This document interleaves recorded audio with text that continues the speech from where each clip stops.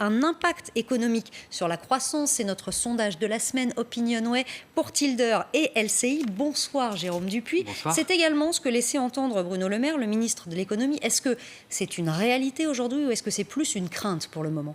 Non, en réalité, cette perception des Français, elle est extrêmement rationnelle et elle rejoint ce que disent en général les économistes. C'est-à-dire que lorsque vous avez moins d'heures travaillées, vous avez moins de production et donc moins de richesses créées. Et donc oui, la croissance est impactée, c'est une réalité. Mais est-ce qu'on peut mesurer l'impact? Pas encore.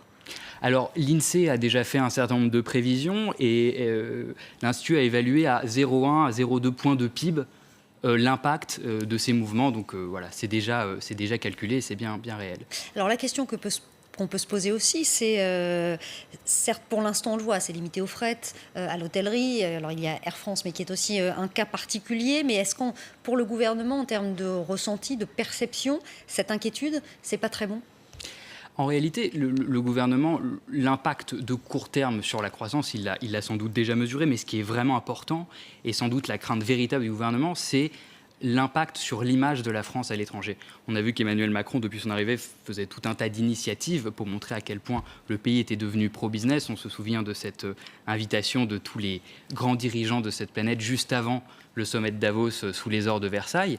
Et on peut se dire finalement que tous ces efforts pourraient être ruinés par cette coagulation sociale qui semble se profiler.